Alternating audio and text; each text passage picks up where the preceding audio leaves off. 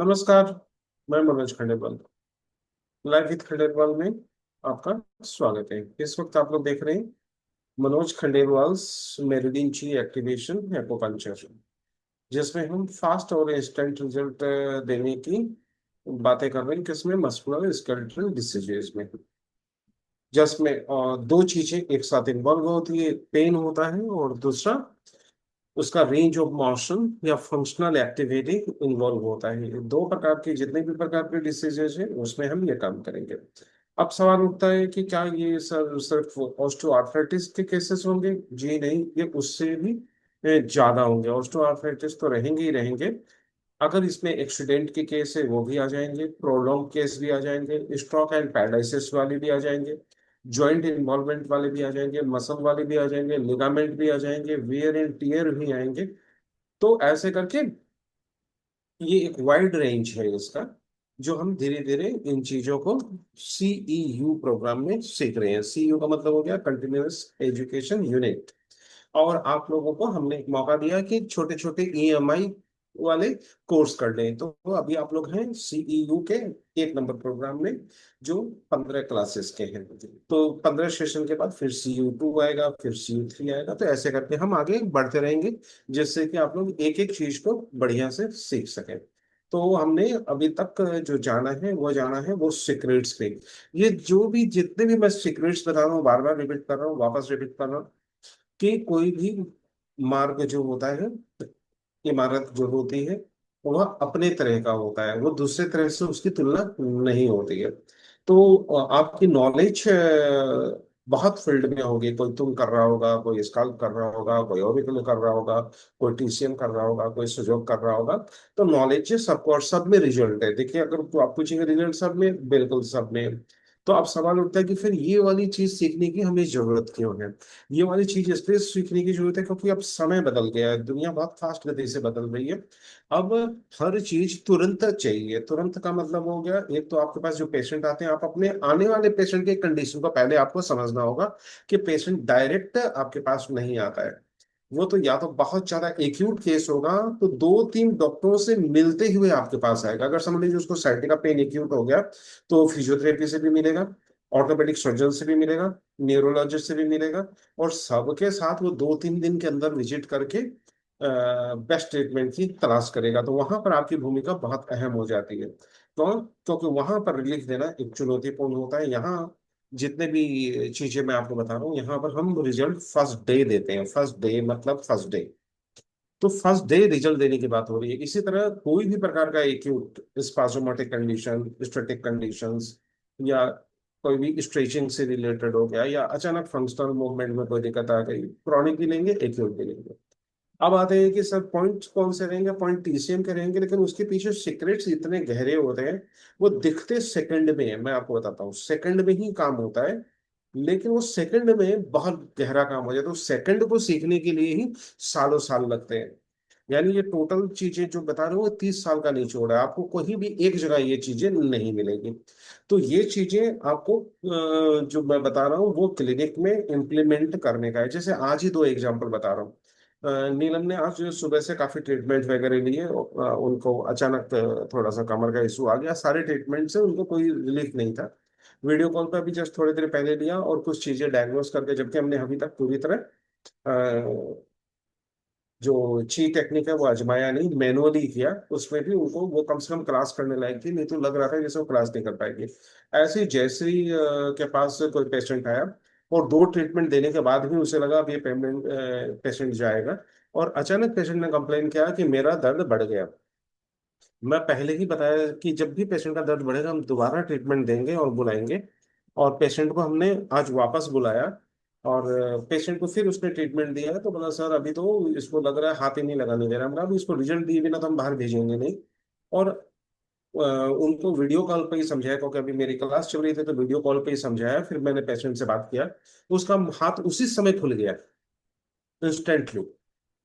तो अगर आप काम में 19-20, जबकि वो कहता कि मैं जैसे से पूछा तो उसने कहा कि मैंने ऐसे ही तो किया था। तो जब मैंने बोला कि मेरे को करके दिखाओ, जब करके दिखाया तो मालूम पड़ा कि देख कर करने में और रिजल्ट के लिए करने में जो अंतर था वो वहां दिख रहा था मुझे। इसी तरह मैंने सबको दिल्ली बुलाया था अभी।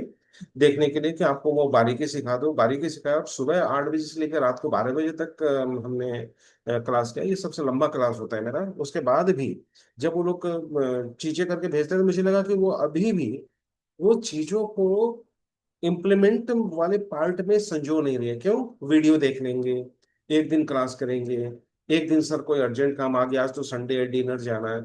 आपकी जिंदगी में कोई आदमी अगर 30 साल का निचोड़ दे रहा है तो उससे इम्पोर्टेंट कुछ भी नहीं है, जो आपको किसी भी कीमत पे नहीं मिलेगा। इसलिए आमने सामने रहकर सीखने की चेष्टा कीजिए, क्योंकि चीजें दिखती एक जैसी है। आप मुझे काम करते हुए देखेंगे तो आपको लगेगा कि मैं बड़ा साधारण सा काम कर रहा हूँ। एक नीडल लिया, थोड़ा सा लगा दिया, 1 सेकंड भी नहीं लगाया, ऊपर सांस लिया, नीचे सांस लिया, और पेशेंट का आ गया। लेकिन उसके पीछे जो 1 सेकंड है, उसके पीछे 30 साल की मेहनत लगी है। तो आप लोगों को वो पीना है और वो देखना है और वो करना है। ये बात मैं बार बार बोल रहा हूँ। अन्यथा ये एक वीडियो प्रोग्राम होकर रह जाएगा, आपके पल्ले कुछ नहीं पड़ेगा। और अगर बाई चांस आपको लग रहा है कि ये प्रैक्टिकल आप मुझे दिखाना चाहते हैं, तो सितंबर में मैं, हमारी अमेरिका से मित्र आ रही है, तो हमारे पुराने स्टूडेंट से मैं दिल्ली में मिलने का कार्यक्रम रखूंगा और बॉम्बे में रखूंगा। तो उस दौरान आप आ सकते हैं, लेकिन आपको नाम पहले बताने होंगे, क्योंकि बहुत लिमिटेड संख्या में हम करेंगे, बाहर के लोग हम नहीं लेंगे। तो हमारे ही स्टूडेंट होंगे उसमें। तो वो नाम आप नीलम को पहले से लिखा के रखिएगा, बाद में हम नाम भी नहीं लेंगे।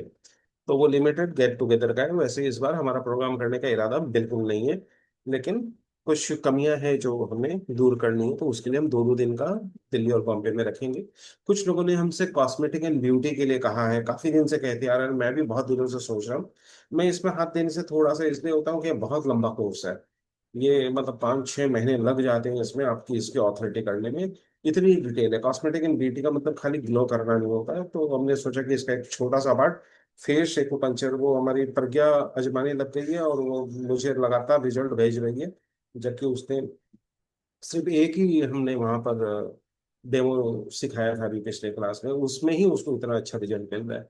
तो काम अगर आप ढंग से करेंगे तो रिजल्ट मिलेंगे, ये बात तय है। लेकिन कुछ लोगों के बहाने लगाता रहते हैं, सर पेशेंट नहीं है और नहीं है। मैं तो आपके घर के आदमियों पे आजमाने के लिए बोल रहा हूँ, मैं तो बोल ही नहीं रहा आपको बाहर से लेके आना है कोई। निडल पेड पे पिक करने के लिए कर रहा हूँ। निडल पेड पे कितने लोग प्रैक्टिस कर रहे हैं मुझे नहीं पता। आप ह्यूमन बॉडी पे रिजल्ट नहीं दे पाएंगे डायरेक्ट करके। जो बातें मैं बोल रहा हूँ वो बहुत सोच समझ के बोल रहा हूँ। इसलिए ह्यूमन बॉडी पे करने के पहले आपको निडल की लैंडिंग सीखनी होगी। इंडिया में कोई नहीं सिखाता है लैंडिंग। कोई नहीं का मतलब कोई नहीं। आप कोई भी नाम लेंगे, मैं बोलूंगा मेरे को वहां पर जाके एक छोटा सा क्लिप भेज दो कि लैंडिंग सिखा रहा है। सब लोग नीडल लगाना सिखा रहे हैं। अब मैं दोनों का अंतर बताता हूँ। आप नीडल लगा रहे हैं, एक पर्टिकुलर पॉइंट है, ये लगा दिया LI4 पे। LI4 पे कम से कम 20 प्रकार से नीडल लगाया जाता है, 20 प्रकार के रिजल्ट के। बराबर? आप तो ऐसे लगा दिए। अब समझ लीजिए पेन जो है वो यहाँ पर है, इसके ऊपर लैंड करना है। अगर आप यहाँ चले गए तो ऊपर से तो सब नीडल बराबर दिख रहा है, क्या रिजल्ट मिलेगा? नहीं मिलेगा। इधर इसके पीछे चला गया तो क्या रिजल्ट मिलेगा? नहीं मिलेगा। अगर ये यहाँ तक जाना है, यहाँ तक नहीं गया, ऊपर गया, तो रिजल्ट मिलेगा? नहीं मिलेगा। अगर इसको लैंडिंग आप सही नहीं जानते तो आपको रिजल्ट नहीं मिलेगा। नंबर वन, ये बातें नोट करिएगा, ये सीक्रेट बता रहा हूं मैं आपको।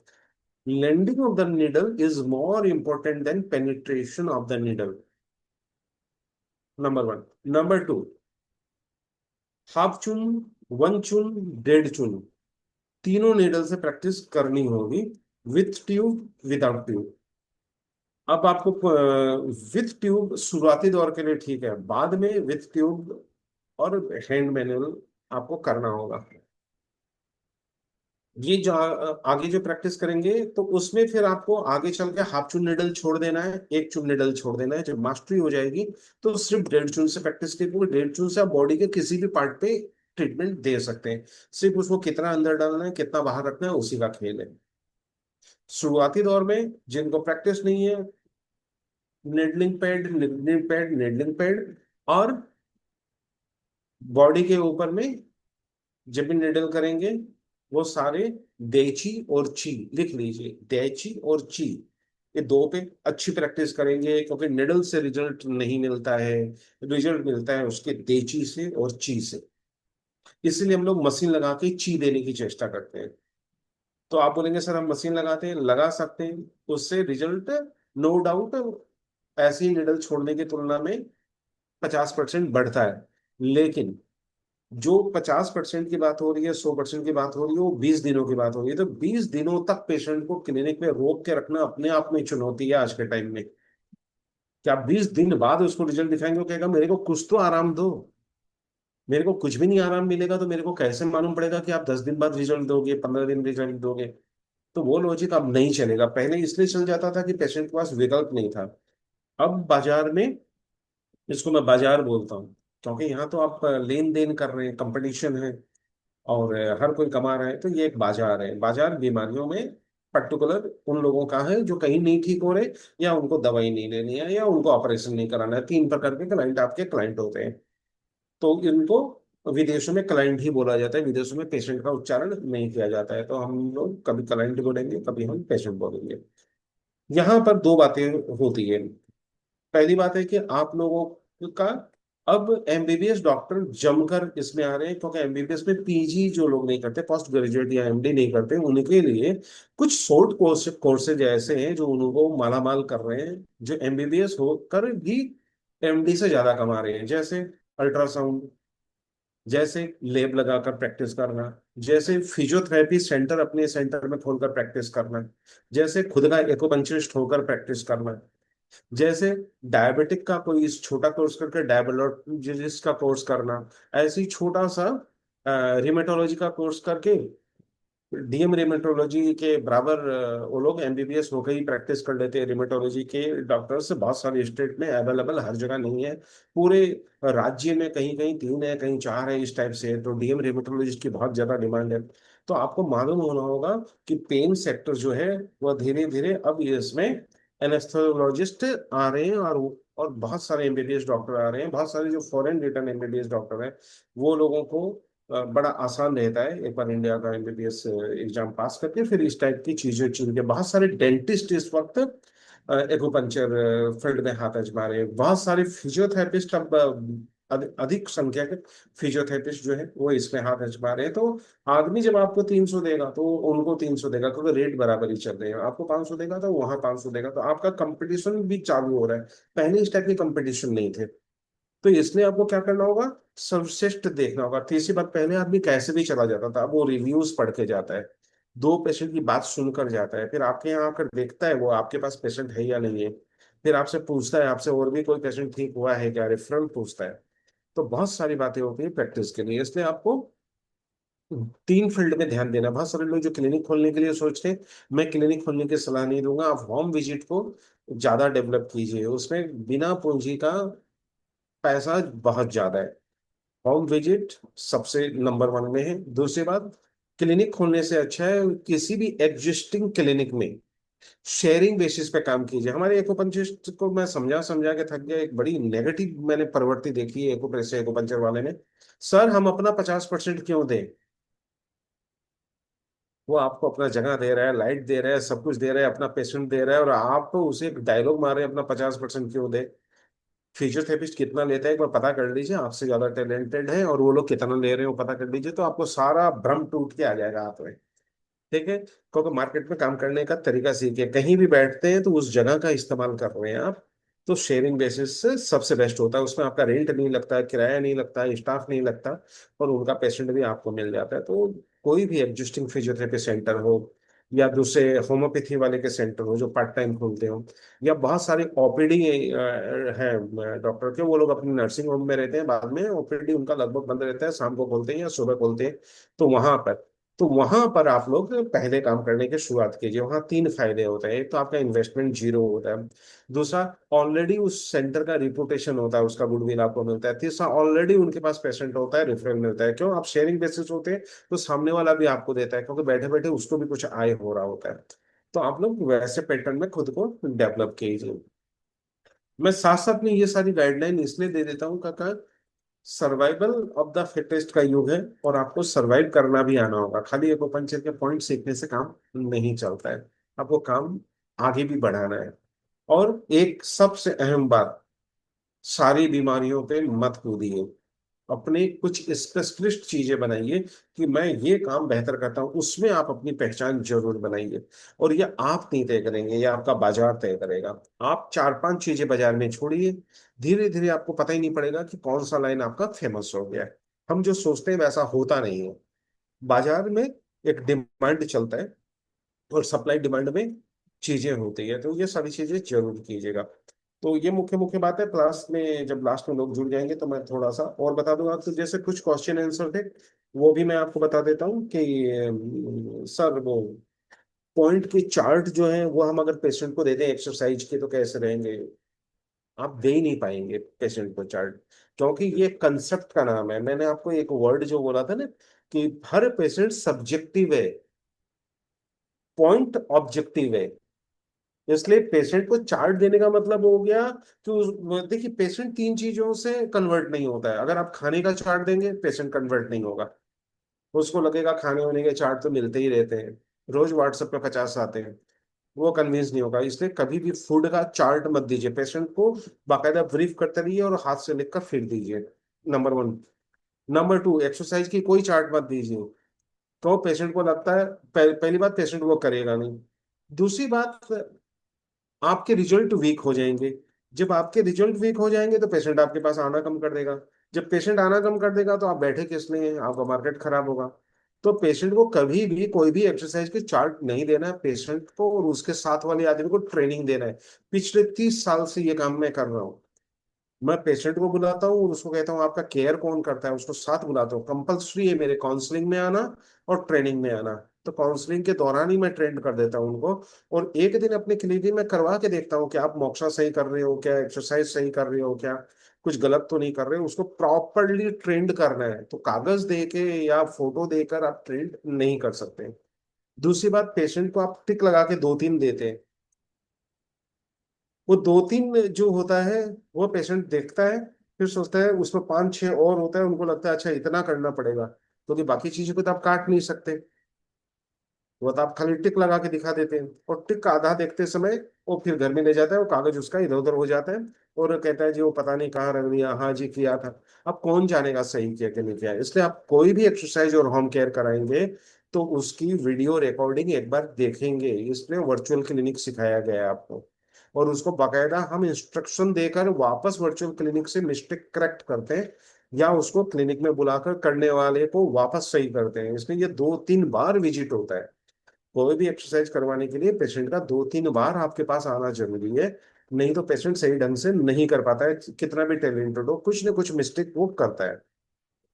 इसलिए कागज देने की बजाय आप उसको क्या करेंगे, प्रॉपरली ट्रेंड करेंगे, सिर्फ उसको नहीं उसके साथ वाले को भी। कुछ लोग ऐसे बोलते हैं सर इतना अगर सिखा देंगे तो फिर सर ये तो घर में ही करने लगेगा, मेरे पास नहीं आएगा। आप क्या ठीक करने के लिए नहीं बैठे हैं?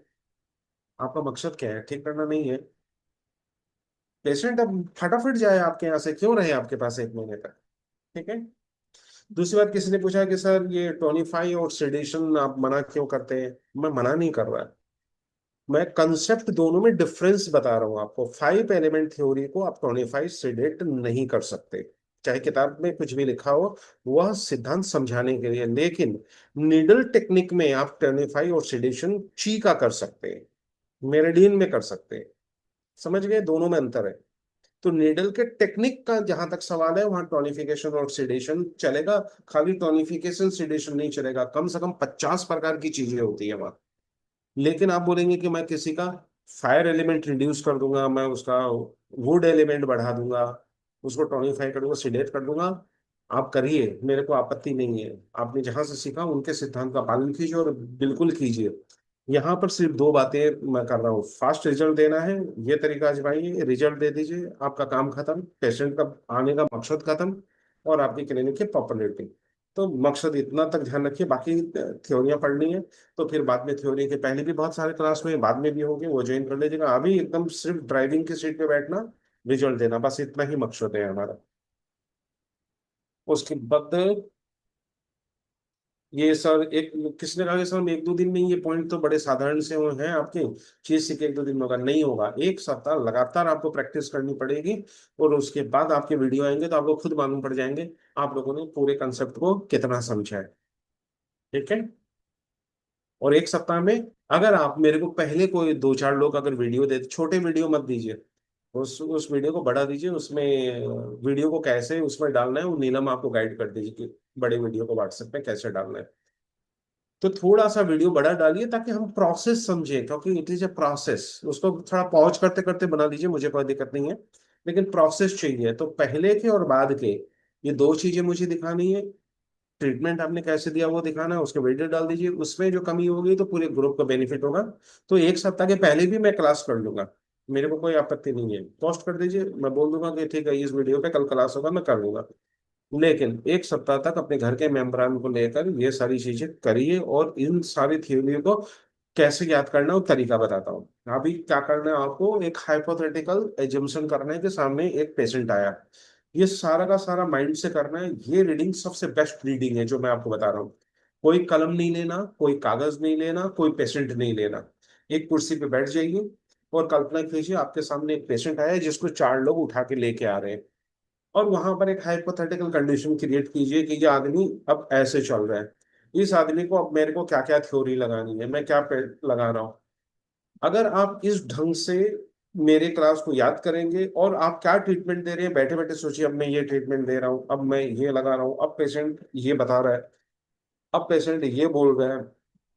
एक पूरी चीजें आप 5-10 मिनट के अंदर अपने दिमाग में ले आएंगे। उसके बाद जितने भी वीडियो रिकॉर्डिंग्स हैं वो देखिए। वीडियो रिकॉर्डिंग देखने के दौरान अब आप क्या को लगा कि ये प्रोसेस छूट गया है, वीडियो को पॉज कीजिए और उसी पेशेंट का जो ट्रीटमेंट दे रहे थे उसमें वो चीज मॉडिफाई कीजिए। ये सारी की सारी कल्पना में हो रहा है, मैं आपको बता रहा हूँ। ये दुनिया का सबसे बेस्ट लर्निंग टेक्निक है जो मैं आपको सिखा रहा हूँ इस वक्त। फिर उसके बाद थोड़ा सा वीडियो और देखिए, उस सिद्धांत को याद कीजिए क्या सिद्धांत छूटा है। जस्ट एक बार ध्यान लगाइए, 3 बार गहरा सांस लीजिए और सोचिए ये चीज मेरे से छूट गया, अब मुझे इसी पेशेंट पे ये चीज इंप्लीमेंट करनी है। Do it. और उसके बाद आपने जो ट्रीटमेंट दिया उसकी कल्पना कीजिए और उसको रिमाइंड कीजिए कि वो वापस हो रहा है। इसको फोटोजेनिक मेमोरी कहते हैं। ये एक बार अगर 3 बार ब्रेन में रिपीट हो गया, ये पूरी जिंदगी आप नहीं भूलेंगे। ये पूरी जिंदगी ना भूलने वाला तरीका है। किसी ने नहीं बताया होगा। How to boost your memory technique का ये एक अहम पार्ट है। इस ढंग से याद किया हुआ चीज आप कभी नहीं भूलेंगे। क्यों? क्योंकि पेशेंट जब आता है उस समय वीडियो नहीं चल रहा होता है आपके सामने, उस समय किताब नहीं खुली होती है, और आपको पूरी तकनीक 1 बाय 1 इम्प्लीमेंट करनी होती है। ये वो ऐसा पॉइंट का नहीं है आज ये पॉइंट लगा दिया कल वो पॉइंट लगा दिया। पूरा प्रोसेस आपको करना है, बराबर? क्लियर?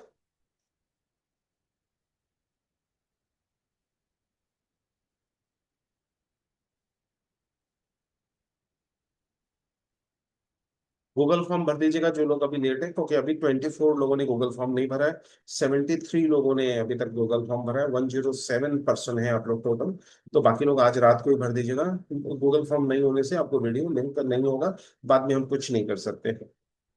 टोटल का टोटल ये वाला जो 15 दिन का क्लास है, किसी ने पूछा कि सर ये कितना दिन चलेगा, टोटल 600 मिनट्स आपके कैलकुलेट होंगे, कोई दिक्कत की बात नहीं है। और ये प्रोग्राम का नाम के जो वीडियो मिलेंगे आपको मिलेंगे, वो शॉर्टकट में हम आपको नाम लिख के देंगे, जो खंडेलवाल्स ची एक्टिवेशन एक्यूपंक्चर, तो KQA एक्यूपंक्चर वर्ड से ये वीडियो आपको दिए जाएंगे। तो बाकी अनावश्यक जानकारी हो मैं बाद में बता दूंगा। तो ये हो गई मुख्य बातें।